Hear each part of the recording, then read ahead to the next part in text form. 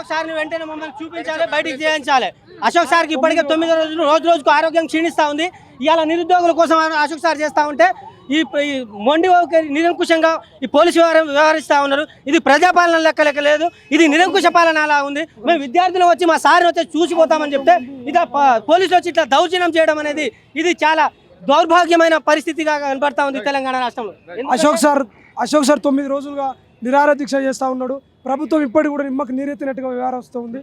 కుమార్ అంటే విషయంలో స్పందించినటువంటి సీఎం రేవంత్ రెడ్డి గారు, నిరుద్యోగుల మైండ్ అశోక్ సార్ మేమందరం కలిసి కాంగ్రెస్ పార్టీని అధికారంలో తీసుకొచ్చిన మమ్మల్ని ఎందుకు మీరు ఇంత ఈ విధంగా ప్రవర్తిస్తున్నారు? తెలంగాణలో మేధావులు ఎక్కడ పోయిర్రు? గతం లోపల ఏ సమస్య ఉన్న మేము అండగా ఉంటామన్నటువంటి మేధావులు ఇప్పుడు అశోక్ సార్ ప్రాణాలను పణంగా పెట్టి ఈరోజు 35 లక్షల మంది నిరుద్యోగులు తరపున దీక్ష చేస్తుంటే ఎందుకు మీరు అందరు మద్దతుగా తెలుపుతలేరు? ఇమీడియట్గా ప్రభుత్వం స్పందించాలి.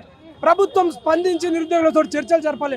అశోక్ సార్ ప్రాణాలకు ఏమన్నా అయితే మాత్రం తెలంగాణలో ఉన్నటువంటి 35 లక్షల మంది నిరుద్యోగులం ఏకమైతే ప్రభుత్వాన్ని తరిమి కొడతామని చెప్పి ఈ సందర్భంగా తెలియజేస్తూ, అదే ఇప్పటిదాకా మీకు పర్మిషన్ లేదు, లోపల గేట్ కాడ కూడా మీరు మాట్లాడుకునే పరిస్థితి లేదు. ప్రజాపాలన అని చెప్పారు. ప్రజాపాలన కాదు, ఇది నిర్బంధ పాలన. ఎందుకంటే మేమేమన్నాం, అశోక్ సార్ 9 రోజులు నిరాహార దీక్ష చేస్తూ ఉన్నాడు. అశోక్ సార్ ప్రాణాలకు ముప్పు ఉంది. డాక్టర్లు అడిగితే కూడా ఆయన కిడ్నీ సమస్య ఉంది. 2-3 రోజులు అట్లా దీక్ష చేస్తే ప్రాణాలు పోయే అవకాశం కూడా ఉందని చెప్పి డాక్టర్లు స్పష్టంగా చెప్పారు. మేము అన్నాం వనస్థలిపురం తీసుకుపోయినప్పుడు అక్కడ ఎస్సీ కూడా సమంగా లేదు అని చెప్తే ఈరోజు ఉస్మానియా హాస్పిటల్కి తీసుకొని వచ్చారు. ఉస్మానియా హాస్పిటల్లో సార్ని పరామర్శిస్తామంటే కూడా పోలీసు వాళ్ళు లోపలికి పోని అన్నటువంటి పరిస్థితి.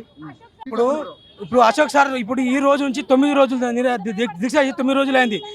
నోటిఫికేషన్ రావాలని, జాబ్ కాలం రిలీజ్ చేయాలని మా తెలంగాణ రాష్ట్రంలో 30 లక్షల మంది నిరుద్యోగుల తరపున అశోక్ సార్ దీక్ష చేస్తుండు. ఈ దీక్షకు సార్ ఆరోగ్యం చాలా క్షీణించింది. ఈ దీక్షకు గవర్నమెంట్ స్పందించలేదు. పోలీసు వాళ్ళు మేము సార్ని పరామర్శించడానికి చూడడానికి వెళ్ళినా మాకు హాస్పిటల్లో ఉస్మానియా జనరల్ హాస్పిటల్లో కూడా సార్ తీసుకురావడం మమ్మల్ని ఆ ఇన్వైట్ మా లోపలికి పరామర్శించడానికి వెళ్ళినా మాకు అసలు రానిట్లేదు. పోలీసు అణచివేత చేస్తున్నారు. గవర్నమెంట్ కూడా చాలా అన్యాయం చేస్తుంది. ఈ గవర్నమెంట్ ఇలా చేస్తే ఖచ్చితంగా నేపాల్ తరహా ముట్టడి జరుగుతుంది. హైదరాబాద్ని ముట్టడి చేస్తాం. ఖచ్చితంగా ఒక 30 లక్షల మంది నిరుద్యోగులను కలిసి సెక్రటరియట్ని ముట్టడి చేస్తాం, టీజీపీఎస్సీ ముట్టడి చేస్తాం, టోటల్ హైదరాబాద్ని ముట్టడి చేస్తే గవర్నమెంట్ని పడగొడతాం. రేవంత్ రెడ్డి ఖచ్చితంగా చెప్తున్నా, రేవంత్ రెడ్డి గారు సీఎం గారు ఖచ్చితంగా జాబ్ కాలను రిలీజ్ చేసి అశోక్ సార్తో చర్చించి ఖచ్చితంగా గవర్నమెంట్ చర్చకు రావాలి. ఖచ్చితంగా చర్చకు రాచి నోటిఫికేషన్ రిలీజ్ చేయాలి. అంతే తప్ప మేము ఊరుకోం. నోటిఫికేషన్ 2 సంవత్సరాలు అయింది కాంగ్రెస్ గవర్నమెంట్ వచ్చి. ఎందుకంటే మేము కాంగ్రెస్ గవర్నమెంట్ తెచ్చుకుంది మా నిరుద్యోగులం. 30 లక్షల మంది స్టూడెంట్స్ బస్సు యాత్ర చేసి మేము ఇంటింటి ప్రచారం చేసి మా నిరుద్యోగులే కదా కాంగ్రెస్ పార్టీని తీసుకొచ్చింది.